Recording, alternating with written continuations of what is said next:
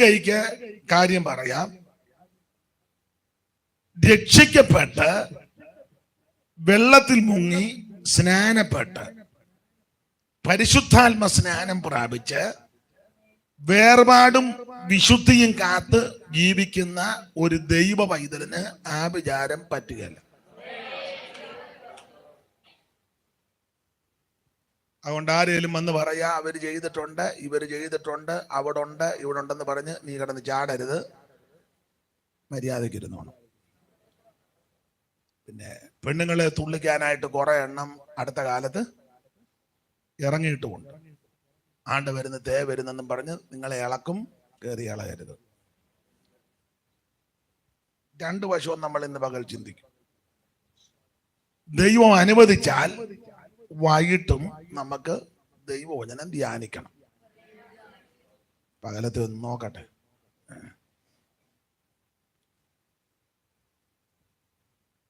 മക്കള് ഇച്ചിരൂടെ പുറകോട്ടിറങ്ങിയിരിക്കുന്നു. സഹോദരിയെ കസാരയിലോട്ട് ഇരുന്ന് വേണേ. നിങ്ങൾ കസാരയിലോട്ടിരിക്കുന്ന ഇരുന്നു, കുഴപ്പമില്ല. ഇന്നത്തേക്ക് എൻ്റെ ഇവിടോട്ട് വേണമല്ലോ, അങ്ങോട്ട് ഇരുന്നു. നമ്മുടെ സഹോദരന്മാരല്ലോ, അങ്ങോട്ടിരുന്നു. മക്കൾ നിങ്ങൾ കസാര ഇരിക്കുന്ന ഇരുന്നു, എനിക്ക് അപ്പോൾ നടക്കുകയും ചെയ്യും. അതിനാ മക്കളും ഇരുന്നു. ഇന്നത്തേക്ക് നിങ്ങൾക്ക് പ്രമോഷൻ തരിക. എടി കസാര ചെന്നിരിക്കാൻ. അവിടെ ബാഗ് വല്ലാണ്ട് പെട്ടെന്ന് ഓടിച്ചല്ലോ. ഇന്നത്തേക്ക് വരും. മെടുക്കി. അപ്പൊ എനിക്ക് ഇങ്ങോട്ടൊന്ന് നിൽക്കുകയും ചെയ്യാം. സ്തോത്രം. വൈകിട്ട് ആള് കൂടുകയാണെങ്കിൽ താഴെ ഇരുത്തും. രാവിലെ ഞങ്ങൾ ഇവിടെ ആയിരുന്നെന്ന് പറഞ്ഞ് കയറിയിരിക്കരുത്. പിന്നെ നിനക്ക് തന്നെ ആ കസാലോട്ട് നേരെ പുറകോട്ട്. അവിടോട്ട് ആട്ടെ.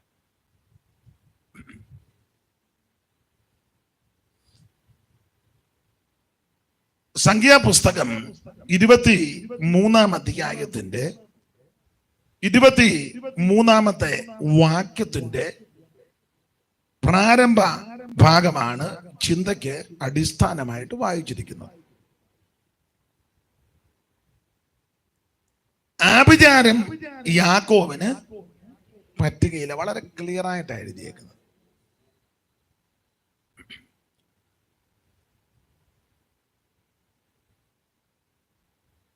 ഈ ഉൽപ്പത്തി പുസ്തകം, പുറപ്പാട് പുസ്തകം, ലേവിയ പുസ്തകം, സംഖ്യാ പുസ്തകം, ആവർത്തന പുസ്തകം, ഇതിന് സാധാരണ പൊതുവിൽ പറയുന്ന ഒരു പേരുണ്ട്. ഈ 5 പുസ്തകത്തിനും കൂടെ സാധാരണ മലയാളികള് പൊതുവിൽ പറയുന്ന ഒരു പ്രയോഗമുണ്ട്. എന്തുവാ?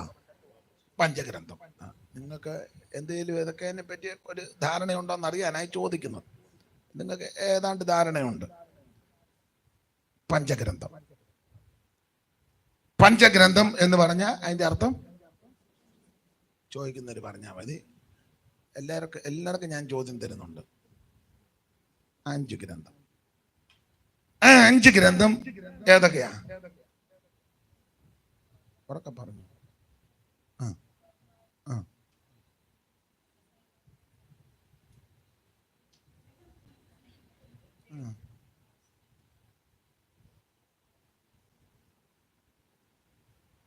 എന്നാലും ഒപ്പിച്ച് വരുന്നുണ്ട്. മോള് പറഞ്ഞേ.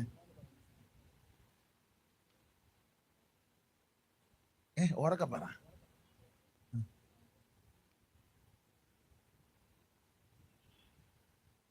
അവിടെ തൊണ്ടയൊക്കെ ക്ലിയർ ആകുന്ന പറയാൻ. പറഞ്ഞു. വർത്തം ആട്ടെ. നിങ്ങൾ CSI വല്ലതും വന്നാന്നു? മാർത്തോമായ അതോ പെന്തിക്കോസിലാന്നോ? സാൽവേഷൻ ആണ്. എന്നാലും കുഴപ്പമില്ല.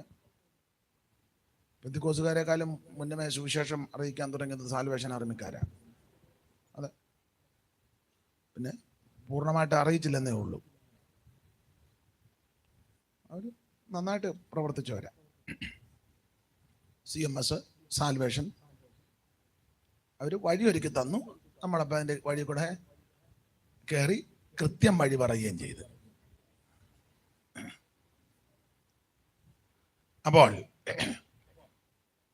ആദ്യത്തെ 5 പുസ്തകം, ഉൽപ്പത്തി പുസ്തകം, പുറപ്പാട് പുസ്തകം, ലേവിയ പുസ്തകം, സംഖ്യാ പുസ്തകം, ആവർത്തന പുസ്തകം. നമുക്കറിയാം ഉൽപ്പത്തി പുസ്തകം സകലത്തിന്റെ ഉൽപ്പത്തിയാണ്. ലോകോൽപ്പത്തി, മനുഷ്യോൽപ്പത്തി, പ്രപഞ്ചോൽപ്പത്തി, ജലോൽപ്പത്തി, മൃഗോൽപ്പത്തി, എല്ലാത്തിന്റെ ഉൽപ്പത്തി. അതുകൊണ്ടാണ് തന്നെ ഇതിന് ഉൽപ്പത്തി എന്ന പേരും കൊടുത്തിരിക്കുന്നത്. 2 പുറപ്പാട് പുസ്തകം. ആ പദം കേൾക്കുമ്പോൾ അറിയാം, പുറപ്പാട എന്ന് പറഞ്ഞാൽ ഇസ്രായേലിന്റെ പുറപ്പാട്. എവിടെ നിന്ന്? മിസ്രൈമിൽ നിന്ന്. എങ്ങോട്ട്? ഉറക്കെ പറ. നമ്മൾ ഇന്ന് സാധാരണ ചില ആൾക്കാർ വന്ന് അവരങ്ങോട്ട് നിങ്ങളെ ഇട്ട് ഇളക്കുക. ഇന്ന് നമ്മളെല്ലാം കൂടെ ഒന്നിച്ചാച്ചു സൂക്ഷിക്കുന്നത്. എല്ലാം വന്ന് ബഹളം ഉണ്ടാക്കി, അവർ പറഞ്ഞ് ബഹളം ഉണ്ടാക്കി, നിങ്ങൾ തുള്ളി ഊപ്പാടും വന്ന് കൊച്ചുങ്ങൾ കിടന്ന് കുഴഞ്ഞ് അവസാനം ഇവിടെ തിരിച്ചിറങ്ങി പോകും, വളരെ ക്ഷീണിച്ചായി പോകുന്നത്. അപ്പൊ ഇന്ന് അത് വേണ്ട. ഇന്ന് നമ്മൾ ശാന്തമായിട്ട് ഞാനും നിങ്ങളും എല്ലാം കൂടെ ഒന്നിച്ച് ശുശ്രൂഷിക്കുക. പുസ്തകത്തിൽ വാക്യമുണ്ട്, ഒന്നിച്ചവന്റെ നാമത്തെ. അപ്പൊ ഇന്ന് പകൽ അങ്ങനെ. അപ്പോൾ പുറപ്പാട് പുസ്തകം ഇസ്രായേലിന്റെ പുറപ്പാട. എവിടുന്ന് പുറപ്പെടുന്നു? മിസ്രൈമിൽ നിന്ന്. എങ്ങോട്ട് പോകുന്നു? കനാനിലേക്ക്. അതാണ് പുറപ്പാട് പുസ്തകം. അതിനാ പേര് പുറപ്പാട്. അടുത്തത് ലേവിയ പുസ്തകമാണ്.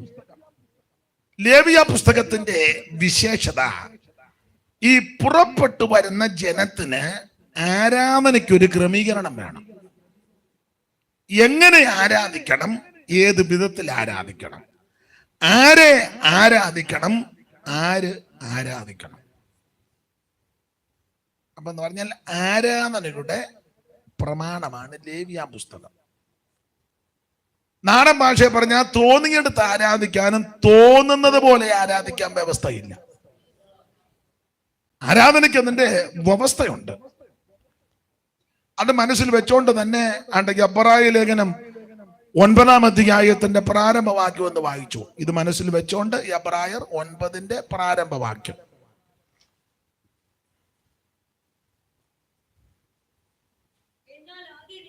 എന്നാൽ ആദ്യ നിയമത്തിനും ആരാധനയ്ക്കുള്ള ചട്ടങ്ങൾ കണ്ടോ, ആ പ്രയോഗം കണ്ടോ, ആരാധനയ്ക്കുള്ള ചട്ടം. ആരാധനയ്ക്ക് ചട്ടമുണ്ട്. ആരാധനയ്ക്ക് ചാട്ടമല്ല, ഒരു ചെറിയ പശക് വന്ന കണ്ടോ. ആരാധനയ്ക്ക് ചാട്ടമല്ല, ചട്ടം. ചുമ്മാ സ്റ്റേജിൽ കിടന്ന് കുത്തിമറിയുന്നതല്ല ആരാധന. മൈക്കിന്റെ ചാനം തട്ടിയിട്ട് കുടിക്കാൻ വെച്ച വെള്ളവും തട്ടി തൂരെ കളഞ്ഞ് തുള്ളി ബൈബിളിന്റെ പുറത്തും കയറി തുള്ളി ചുമ്മാ നിന്നാ തങ്കയെ തള്ളി താഴെയിട്ട്. നിങ്ങൾ ചിലടത്ത് കണ്ടിട്ടില്ലേ? ഉടനെ 5-6 പേര് കസേര എടുത്തുകൊണ്ട് മാറി, അല്ലെ കസേരയുടെ പുറത്ത് കയറത്തുള്ളൂ. നമ്മൾ വാടകയ്ക്ക് എടുക്കുന്ന കസേരയാ മിക്കടുത്തും. അത് തല്ലി പൊട്ടിച്ചാലോ ആത്മാവാന്നും പറഞ്ഞു. പാവം പിടിച്ച് അമ്മയുടെ കണ്ണാടിയും ചവിട്ടി പൊട്ടിച്ചു. അവർക്ക് ഒരു കൊച്ചുങ്ങളോട് എന്ത് പറഞ്ഞ ഒരു കണ്ണാടി നടന്ന സംഭവമായി പറയുന്നത്. സ്തോത്രം. ബൈബിളിന്റെ പുറത്ത് കയറി അങ്ങ് തുള്ളുക. ബൈബിളൊന്നും ആത്മാവ് വരുമ്പോഴാണോ ബൈബിള്? പണ്ട് കരിയമ്പള്ളി ചാക്കോച്ചൻ പറഞ്ഞ പോലെ തുരുതുരുത്തുരുത്തുരുത്താൻ അടി വരുമ്പോഴാണ് മണ്ഡലം കോൺഗ്രസ് മണ്ഡലം പ്രസിഡന്റ് തുരുതുരുത്തുരുത്താൻ അടി വരിക. പുള്ളിക്കും കിട്ടിയ ഒരടി. അടിയെല്ലാം കൊണ്ടുവച്ച് പിന്നെ പോളക്കകത്ത് നിന്ന് കയറി വന്നപ്പോൾ ആ നാട്ടുകാർ ചോദിച്ചു, ചാക്കോച്ചനും തല്ല് കിട്ടിയോ? മണ്ഡലം പ്രസിഡന്റ് അല്ലേ. പിന്നെ തുരുതുരുത്തുരുത്തിരാ നടി വരുമ്പോൾ ആ മണ്ഡലം പ്രസിഡന്റ് എന്ന് പറഞ്ഞ പോലെ ആത്മാവ് വരുമ്പോഴാ ബൈബിള്. ഇത് സുബോധത്തിന്റെ ആത്മാവാ. സ്തോത്രം. അപ്പൊ ആരാധനയ്ക്ക് ചട്ടമുണ്ട്. അതാണ് ലേവിയ പുസ്തകം. ഇത്ര ഉത്സവങ്ങൾ, ഇത്ര പെരുന്നാളുകൾ, ഇത്ര യാഗങ്ങൾ, ആ യാഗത്തിന്റെ ക്രമമാണ്. അതിന് ദൃഷ്ടാന്തമായിട്ട് പറഞ്ഞാൽ ഒന്നാമത്തെ യാഗമാ ഹോമയാഗം. അതിന് ക്രമമുണ്ട്, ഒരു ഓർഡർ. കാണുന്ന ആടിനെയും കാളയും പിടിച്ച് കണ്ടിക്കാനൊക്കത്തില്ല. ക്രമങ്ങളൊന്ന് വായിച്ച് അതൊന്ന് സൂചന തന്നിച്ച് ഇങ്ങോട്ട് പോരാ. ലേവിയ പുസ്തകം 1-ാം അധ്യായത്തിന്റെ 1-2 എടുക്കുന്നവർ പെട്ടെന്ന് വായിച്ചു. മോള് തന്നെ വായിക്കണമെന്നില്ല. മോള് എടുക്കുന്നെങ്കിൽ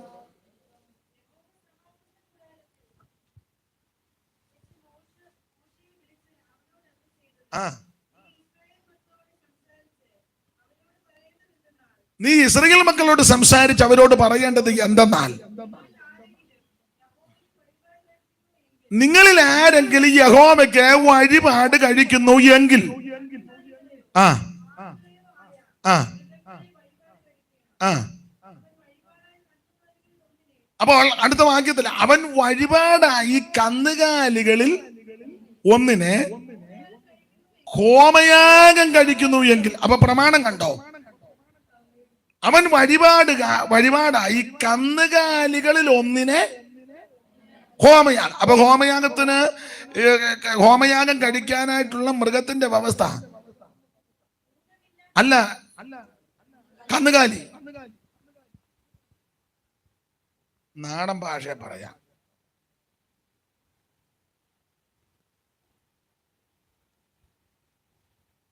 കാളെ ഹോമയാഗം കഴിക്കണമെങ്കിൽ മനസ്സിലാകാനാ, ചന്തക്കാളനെ കണ്ടിക്കരുത്, കന്നുകാലിയെ കണ്ടിക്കണം. എന്ന് പറഞ്ഞാൽ കന്നുകാലി എന്ന് പറഞ്ഞാൽ വീട്ടിൽ വളർത്തുന്നതാ. ചന്തക്കാളയോ അത് ചന്തയിൽ കിടക്കുന്നതാ. ഈ വീട്ടിൽ വളർത്തുന്നതും ചന്തയെ വളരുന്നതും വ്യത്യാസമുണ്ട്. വീട്ടിൽ വളർത്തുന്നതിന് ചിട്ടയുണ്ട്, ഇല്ലേ? ടൗണിൽ ജീവിക്കുന്ന നിങ്ങളോട് പറഞ്ഞിട്ട് കാര്യമില്ല. ഗ്രാമീണ അന്തരീക്ഷത്തിൽ വളർന്നിട്ടുള്ളവരും ജീവിച്ചിട്ടുള്ളവരും അതിനെപ്പറ്റി അറിവുള്ളവർക്ക് ഞാൻ ഈ പറയുന്ന കാര്യം പെട്ടെന്ന് ബോധ്യപ്പെടും. നിങ്ങളുടെ വീടുകളിൽ നിങ്ങളുടെ ചെറുപ്പത്തിലും കന്നുകാലി വല്ലതും വളർത്തിയിട്ടുണ്ടെങ്കിൽ ഒന്ന് കൈ പൊക്കിക്കേ. ഉണ്ടല്ലോ. അത്ര മതി, എനിക്ക് തെളിവിന് ഒരാൾ മതിയായിരുന്നു, ഇപ്പൊ 5-6 പേരുണ്ട്. വീട്ടിൽ വളർത്തുന്ന പശുവാന്നേലും ആടാന്നേലും കാളയാന്നേലും പോത്താന്നേലും എരുമയാന്നേലും അതിന് ക്രമമുണ്ട്. ഉദാഹരണം, രാവിലെ വീട്ടുകാരെഴുന്നേക്കും, ഈ കന്നുകാലി എഴുന്നേക്കും, കറവയുള്ള പശുവിനാണ് അതിന് കൂടുമെല്ലാം കഴുകി അകിടുമെല്ലാം കഴുകി പാല് കറന്നെടുക്കും, സമയത്ത് വെള്ളം കൊടുക്കും, കാടി കൊടുക്കും, തീറ്റ കൊടുക്കും, എല്ലാം ടൈമാ. കുളിപ്പിക്കും, അഴിച്ചു കെട്ടും, പറമ്പുണ്ടെങ്കിൽ അങ്ങോട്ട് അടിച്ചു കെട്ടും.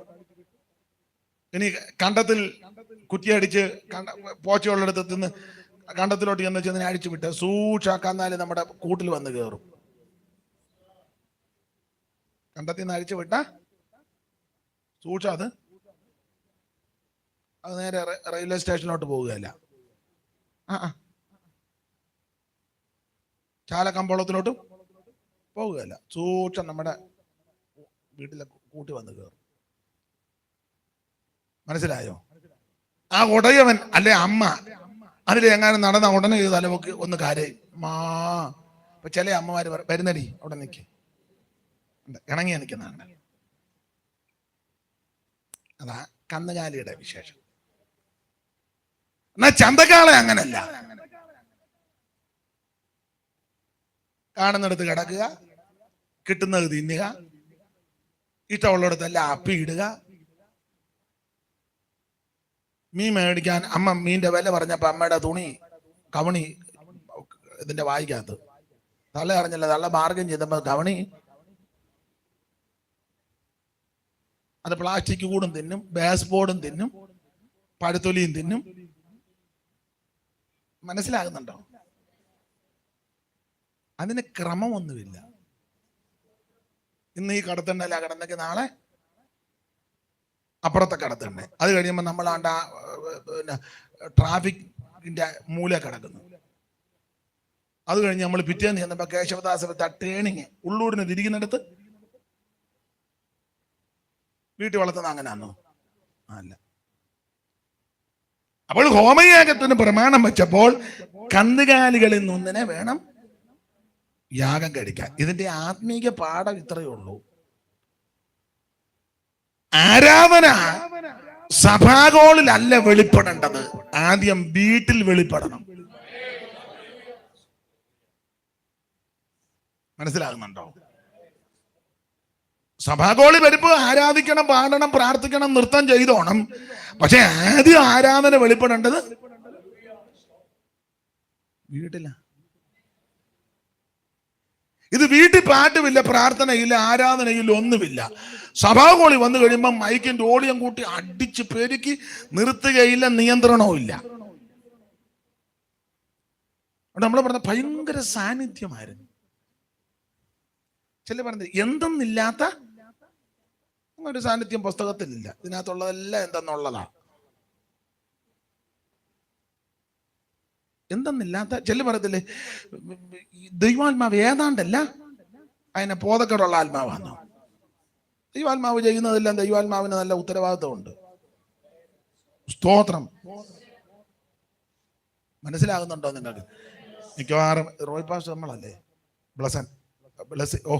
റോയ് ബ്ലെസ്സിങ്. പാലത്തെ കഴിഞ്ഞ വൈകിട്ട് നമുക്ക് തീരുമാനിക്കാം. നോക്കട്ടെ. സ്തോത്രം. ദൈവത്തിന് മകൾ ഞങ്ങൾ ഫോണിൽ കൂടെ സംസാരിച്ച ആളാരാന്ന് എനിക്ക് വിടുകിട്ടില്ല. അതുകൊണ്ടാണ്. ദൈവത്തിന് മഹത്വം. അപ്പോൾ ആരാധന ആദ്യം വെളിപ്പെടേണ്ടത് വീട്ടിലാണ്. ഭാര്യയും ഭർത്താവും മക്കളും അപ്പനോ അമ്മയോ ഉണ്ടെങ്കിൽ അവരും വീട്ടിൽ ആരൊക്കെ ഉണ്ട് അവരെല്ലാം കൂടെ ഒന്നിച്ചിരുന്ന് ആദ്യം വീട്ടിൽ ആരാധന വെളിപ്പെടണം. വീട്ടിൽ ആരാധിച്ച് ബലപ്പെടുന്നവർ സഭയെ വന്നാലും ആരാധിക്കും. ഈ വീട്ടിൽ പ്രാർത്ഥിക്കുന്നവർ സഭയെ വന്ന് പ്രാർത്ഥിക്കാൻ പറയുമ്പോൾ ചുരുക്കമായിട്ട് പരിജ്ഞാനത്തോടെ പ്രാർത്ഥിക്കും. വീട്ടിൽ പ്രാർത്ഥിക്കാത്തവരാ സഭയെ പ്രാർത്ഥിക്കാൻ കൊടുക്കുമ്പോൾ യാതൊരു ഗത്യന്തരവും ഇല്ലാതെ. മനസ്സിലാകുന്നുണ്ടോ? സ്തോത്രം. ആട്ടെ, വിട്ടാക്കാം. നിങ്ങൾ മുഖമെല്ലാം വല്ലാതാകുന്നു ചിലരുടെ, വെറുതെ എന്തിനാ ആരോഗ്യം ഉണ്ടാക്കുന്നത്. അപ്പോൾ ലേവ്യ പുസ്തകത്തിന്റെ പ്രത്യേകത ആരാധനയുടെ ക്രമങ്ങളാണ്. ആരെ ആരാധിക്കണം? ഒറ്റവാക്യം പറയാം, യേശു ക്രിസ്തുവിനെ ആരാധിക്കണം. ആരെ ആരാധിക്കരുത്? വേറെ ആരെ ആരാധിക്കരുത്. മനുഷ്യനെ ആരാധിക്കരുത്, മൃഗത്തെ ആരാധിക്കരുത്, സൂര്യനെ ആരാധിക്കരുത്, ചന്ദ്രനെ ആരാധിക്കരുത്, നക്ഷത്രങ്ങളെ ആരാധിക്കരുത്, കോഴിയും പട്ടിയും പൂച്ചയും പ്രാവിനെയും പരുത്തിനെയും പാമ്പിനെയും ഒന്നിനെ ആരാധിക്കരുത്, ഒരു വിഗ്രഹത്തെ ആരാധിക്കരുത്, സ്തംഭത്തെയും സ്തൂപത്തെയും വിഗ്രഹത്തെയും ഒന്നും ആരാധിക്കരുത്. ആരാധനയ്ക്ക് യോഗ്യൻ ദൈവം തമ്പുരാനാണ്. സ്തോത്രം. നമ്മൾ ആരെ ആരാധിക്കണം? ദൈവത്തെ ആരാധിക്കണം. ആരെ ആരാധിക്കരുത്? വേറെ ആരെ ആരാധിക്കരുത്. ആരാണ് ആരാധിക്കേണ്ടത്? വ്യവസ്ഥയിൽ നിൽക്കുന്നവർ ആരാധിക്കണം. സ്തോത്രം. അതെ. അപ്പൊ ലേവ്യ പുസ്തകം ആരാധനയുടെ ക്രമങ്ങളാണ്. അടുത്തത് സംഖ്യാപുസ്തകമാണ്. സംഖ്യാപുസ്തകം പേര് കേൾക്കുമ്പോൾ അറിയാം, കണക്കെടുക്കുന്ന പുസ്തകമാണ് എന്ന് പറഞ്ഞാൽ ഈ ആരാധിക്കുന്ന വ്യവസ്ഥ പ്രകാരം ആരാധിക്കുന്നവരെല്ലാം ദൈവം എണ്ണി വെച്ചിരിക്കുക. മനസ്സിലായോ? ദൈവം പറഞ്ഞ വ്യവസ്ഥ പ്രകാരം ആരാധിക്കുന്നവരെ ദൈവം എണ്ണി വെച്ചിരിക്കുക. നമ്മളെ മാത്രമല്ല എണ്ണിയിരിക്കുന്നത്, പുസ്തകം പഠിപ്പിക്കുന്നത് നിന്റെ തലമുടി പോലും എണ്ണി വെച്ചിരിക്കുക. തലയിലെ മൂടികളുമെല്ലാം നിർണയമവനെണ്ണി അറിയുന്നു. അമ്മയൻ തലയിൽ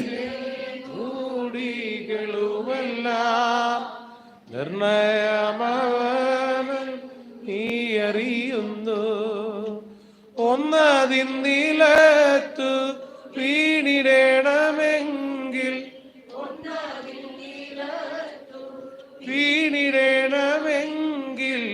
ഉന്നതനറിഞ്ഞേ സാധ്യമായിടൂ. അറിഞ്ഞേ സാധ്യമായിടൂ. എൻ ദൈവമേ, നിന്നിഷ്ടം ചെയ്യുവാൻ വന്നിടുന്നേ ഞാനെന്നും മോദമാ. എന്റെ ഇഷ്ടം ഒന്നും വേണ്ട പ്രിയനേ, അങ്ങേ ഇഷ്ടം എന്നിൽ പൂർണ്ണമാക്കണേ. എന്റെ ഇഷ്ടം ഒന്നും വേണ്ട പ്രിയനേ, അങ്ങേ ഇഷ്ടം എന്നിൽ പൂർണ്ണമാക്കണേ. കരമുയർത്തി ദൈവത്തിന് മഹത്വം കൊടുക്കാം. അപ്പോൾ സംഖ്യാപുസ്തകം എണ്ണമെടുക്കുന്ന പുസ്തകമാണ്. 2 സ്ഥലത്ത് വെച്ച് വരെ എണ്ണി തിട്ടപ്പെടുത്തി. അത് സംഖ്യാപുസ്തകം 26-ാം അധ്യായത്തിന്റെ 63-64 വാക്യത്തിൽ കിടപ്പുണ്ടല്ല. കണ്ണിക്ക് തീരുന്നതിന്റെ നേരെ മുകളില് യെരിഹോവിന്റെ സമീപത്ത് യെരിഹോവിന് സമീപത്ത് യോർദാനിരിക്കെ മോവാബ് സമഭൂമിയിൽ വെച്ച് ഇസ്രായേൽ മക്കളെ എണ്ണിയപ്പോൾ മോശയ്ക്കും പുരോഹിതനാകുന്ന എലയാസർ എണ്ണിയവർ ഇവർ തന്നെ. എന്നാൽ വായിച്ചോ. എന്നാൽ മോശയും അഹരോൻ പുരോഹിതന് സീനായി മരുഭൂമിയിൽ വെച്ച് എണ്ണിയപ്പോൾ അവരെണ്ണിയവരിൽ ഒറ്റ എടുത്തിന് ഇവരുടെ കൂട്ടത്തിൽ ഇവരെണ്ണിയപ്പോ ഇല്ലായിരുന്നു. അപ്പൊ 2 സ്ഥലത്ത് വെച്ച് ഇവരെ എണ്ണി. അതാണ് സംഖ്യാപുസ്തകം. എണ്ണി തിട്ടമെടുത്തു. ഒരു ഗോത്രത്തിൽ ഇത്ര കുടുംബം, ഇന്ന ഗോത്രത്തിൽ ഇത്ര കുടുംബം, ടോട്ടൽ ഇത്ര, പട്ടത് ഇത്ര, നിലനിൽക്കുന്നത് ഇത്ര, ഇതൊക്കെ എണ്ണി തിട്ടമെടുക്കുക, കണക്ക്. അതാണ് സംഖ്യാപുസ്തകം. ഇനി ആവർത്തന പുസ്തകം. പേര് കേൾക്കുമ്പോൾ അറിയാം, ആവർത്തനം. പുതിയ കാര്യമൊന്നുമില്ല, പഴയ കാര്യം ഒന്നുകൂടെ ഒന്ന് ഓർപ്പിക്കുക. അത് ദൈവമക്കള് ഓർത്തിരിക്കുന്നത് നല്ലതാ. പഴയ കാര്യമൊക്കെ ഒന്ന് ഓർക്കണം. പണ്ട് പാപം ചെയ്തൊന്നുമല്ല, എല്ലാം കൂടെ യോഗത്തിന് ഓർത്തുകൊണ്ടിരിക്കരുത്.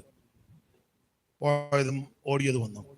ദൈവം നിന്നെ നടത്തിയ വിധമല്ല, ഒന്ന് ഓർക്കണം.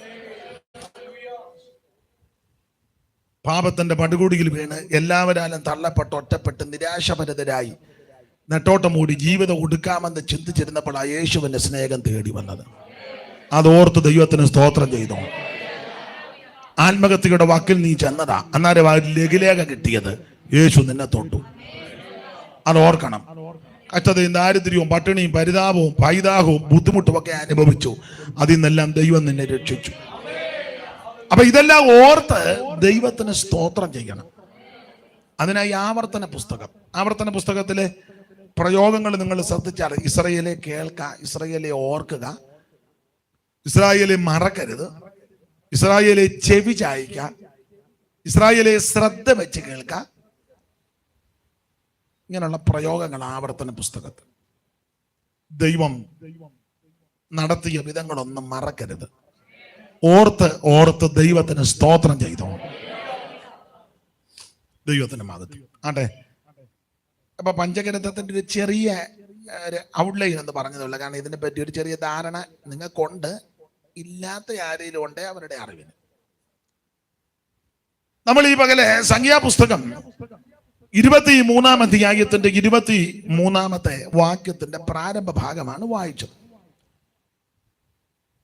ഞാൻ ഓർപ്പിച്ചല്ലോ, ഇസ്രായേൽ മക്കൾ മിസ്രയീമിൽ നിന്ന് പുറപ്പെട്ട് ഇവരെ യാത്ര ചെയ്തിങ്ങനെ വരികയാണ്. ഏതാണ്ട് 40 കൊല്ലം കൊണ്ട് 42 ഇടങ്ങളിൽ പാളയമടിച്ച് 10 ഇടങ്ങളിൽ വെച്ച് പിറുപിറുത്ത് 12 ഇടങ്ങളിൽ വെച്ച് അതിൻ്റെ ശിക്ഷകൾ നടത്തി. എണ്ണി തിട്ടമെടുത്തത് 2 പേര് ഒഴികെ ശിഷ്ടമുള്ളവർ പട്ടുപോകുകയും ശേഷമുള്ളവർ കനാനിലേക്ക് പ്രവേശിച്ച ഭാഗങ്ങളാണ്. അപ്പൊ ഇങ്ങനെ ഇവർ യാത്ര ചെയ്ത് ഈ മോബാബ് സമഭൂമിയിൽ വന്ന് പാളയമടങ്ങി. മോബാബ് സമഭൂമി, ഇസ്രായേൽ. കൃത്യമായിട്ട് ഒരു കണക്ക് ആർക്കും പറയാൻ ഒക്കത്തില്ല. ഇത്ര ആൾക്കാരുണ്ടായിരുന്നു. 25 ലക്ഷം എന്ന് ചെല്ല് പറയുന്നു, 30 ലക്ഷം എന്ന് പറയുന്നു, അല്ല 30-ൽ കൂടുതലുണ്ടെന്ന് പറയുന്നു, 20 ലക്ഷം ജനമെന്ന് പറയുന്നു. ഈ പിള്ളേരെയും കൊച്ചുങ്ങളെയും ഭാര്യമാരെയും എല്ലാത്തിനും കൂടെ കൂട്ടിയ 20-30 ഒന്നും അല്ല. പിന്നെ പാട്ടുകാരൻ പണ്ട് പാടിയപ്പോ ഒരു പ്രയോഗമുണ്ട്, നിങ്ങൾക്ക് അറിയാം. 600,000 ആയോരു കൂട്ടത്തെ ചിറകിൽ വാഗിച്ചവൻ കൂടെയുണ്ട്. 600,000 ചിറകിൽ വഹിച്ചവൻ കൂടെയുണ്ട്. അപ്പോൾ 600,000 6 ലക്ഷം. അതാ സംഖ്യാപുസ്തകത്തിലെ കുടുംബത്തിന്റെ കണക്കെടുത്തപ്പോൾ വന്ന കണക്കാ. എന്നാൽ അതിലൊക്കെ കൂടുതലാ ജനം, ലക്ഷക്കണക്കിന് ജനം. അപ്പോൾ ഇവര് വന്ന് മോബാബ് സമഭൂമിയിൽ വന്ന് പാളയമടിച്ചു. ഇവരിങ്ങനെ പാളയമടിച്ചപ്പോൾ ആ നാട്ടിലെ രാജാവാകുന്ന ബാരാക്ക് ഇസ്രായേൽ മക്കളുടെ പാർപ്പും പാർപ്പിടവും ഇവരുടെ പോക്കും ആ രീതിയും കണ്ട് ഭയപ്പെട്ടു. ജാതിക രാജാവ് ഭയപ്പെട്ടു. ഭയപ്പെട്ടതിന് ശേഷം പറയുന്ന പ്രയോഗം അവിടെ എഴുതിയിട്ടുണ്ട്. വായിച്ചേ. 22-ാം അധ്യായത്തിന്റെ പ്രാരംഭ വാക്യങ്ങൾ വായിച്ചാട്ടെ. ഇസ്രായേൽ മക്കൾ യാത്ര പുറപ്പെട്ട് യെരിഹോവിന്റെ സമീപത്ത് യോർദാൻ അക്കരെ മോവാബ് സമഭൂമിയിൽ പാളയമിറങ്ങി. അപ്പൊ യെരിഹോവിന് സമീപത്ത് യോർദാൻ അക്കരെ മോവാബ് സമഭൂമിയിൽ ഇവർ വന്ന് പാളയമിറങ്ങി. അടുത്തത് ഇസ്രായേൽ അമോര്യരോട് ചെയ്തതൊക്കെയും സിപ്പോരിന്റെ മകനായ ബാലാക്ക് അറിഞ്ഞു. ജനം വളരെയായിരുന്നത് കൊണ്ട് മോവാബ് ഏറ്റവും ഭയപ്പെട്ടു. ഭയപ്പെടാൻ രണ്ട് കാര്യമാണ്. ഒന്ന്, അമോര്യരോട് ചെയ്തതല്ല ഇവൻ അറിഞ്ഞു. സ്തോത്രം. അമോര്യരോട് ചെയ്തതല്ല അറിഞ്ഞു. അതുവായി അമോര്യരോട് ചെയ്തത് അത് ഞാൻ പിന്നെ പറയാം. അവിടെ ഉണ്ട്, ആ ഭാഗത്തേക്ക് വരുന്നുണ്ട്. രണ്ട്, ജനം വളരെ പേടിച്ചു. ഈ പെന്തിക്കോസുകാരെ മറ്റുള്ളവര് എല്ലാരും വീടുകൾ കയറ്റുകയോ നമ്മളോട് സംസാരിക്കാൻ മുതിരുകയോ നമ്മളുമായി സഹകരിക്കുകയോ ചെയ്യാറില്ല മിക്കവരും. അത് എൻ്റെ ഭാഷ പറഞ്ഞാൽ നമ്മളെ വെറുപ്പുണ്ടായിട്ടല്ല, പേടിയുണ്ടായിട്ട്. പേടിയാ.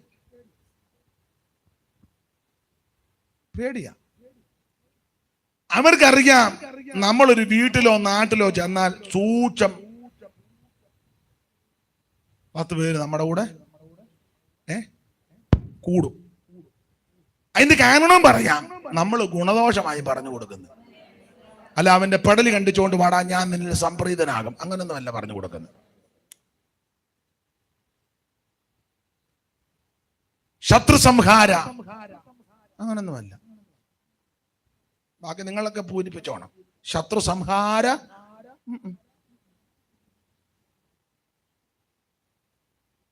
യേശു വടിവാളം പിടിച്ചോണ്ടാണ് നിൽക്കുന്നേ.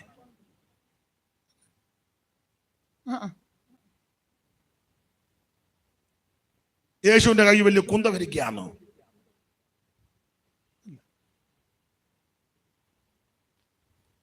അപ്പൊ നമ്മൾ പറഞ്ഞു കൊടുക്കുന്നത് ശത്രുക്കളെ സ്നേഹിക്കണം. ഈ കണ്ണെ തടിച്ചാൽ ഇപ്പുറം കൂടെ കാണിച്ചു കൊടുത്തേക്കണം. ശത്രുവിന് വിശക്കുന്നെങ്കിൽ ഭക്ഷിക്കാൻ കൊടുക്കണം. ഇതൊക്കെയാണ് നമ്മൾ പറയുന്നത്. സത്യദൈവത്തെ മാത്രമേ ആരാധിക്കാവൂ.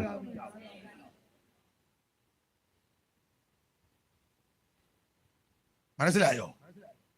ഇതൊക്കെയാണ് പറഞ്ഞു കൊടുക്കുന്നത്. സഹോദരങ്ങളെ സ്നേഹിക്കണം.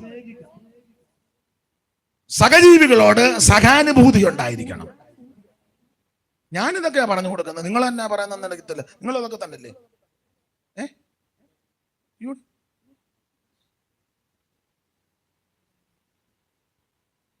ഇതൊക്കെ പറഞ്ഞു കൊടുക്കുന്നു. തന്നെയല്ല, മനുഷ്യന് മനസ്സിലാകുന്ന രീതിയിലാണ് നമ്മൾ പറഞ്ഞു കൊടുക്കുന്നത്. അല്ല നീട്ടി അങ്ങ് ചൊല്ലി ആർക്കും ഒന്നും പിടികിട്ടാതെ പോവല്ല. മനസ്സിലാകുന്നുണ്ടോ? കടിച്ചാ പൊട്ടാത്ത വാചകം എല്ലാം പറഞ്ഞ് എന്തുവാണോ പറഞ്ഞ എന്നതാണ് എന്തേലും ആട്ടെ, നമുക്ക് മനസ്സിലാകുന്ന ഭാഷയിലല്ലേ.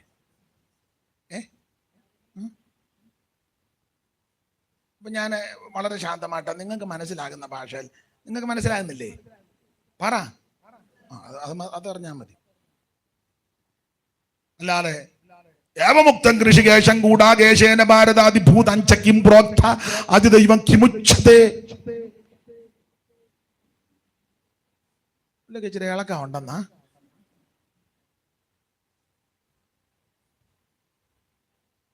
മനസ്സിലാകുന്നുണ്ടോ?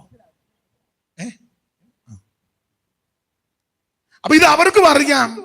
ഇങ്ങനെ ശാന്തമായിട്ട് മനസ്സിലാകുന്ന രീതി പറഞ്ഞു കൊടുത്താൽ ആൾക്കാർക്ക് വിവരം ഉണ്ടാകും. വിവരം ഉണ്ടായാൽ ആൾക്കാർ അറിഞ്ഞ വിവരത്തിനനുസരിച്ച് ജീവിക്കും. അതിനാണ് നമ്മളെ എങ്ങും കായ്ക്ക് തൊടിയിക്കാത്ത. നമ്മളൊരു സ്ഥലത്ത് നിന്ന് റൂം വാടകയ്ക്ക് ചോദിക്കുക, നിങ്ങൾ ബെന്തിക്കോസാണോ? അതെ.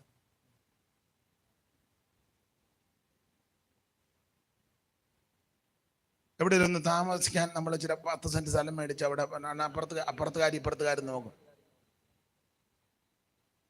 ബെന്തിക്കോസാണ്. ആണോ? പിന്നെ തള്ളയുടെ കഴുത്തേലും കാതലും ഒന്നും പിന്നെ അതൊക്കെ മാറി. ഇപ്പം നമ്മളെ കാണുമ്പോഴാ അവര് ചോദിക്കുന്നത് ഇത് എവിടെ നിന്ന് മേടിച്ചാന്ന്. നേരെ തിരിഞ്ഞ് നമ്മൾ പറയാം ആലിക്കാസ് നല്ല ഇണങ്ങുന്നുണ്ട് കേട്ടോ. എന്നാളൊരാൾ പറഞ്ഞ ആലിക്കാസ് പെന്തിക്കോസ്.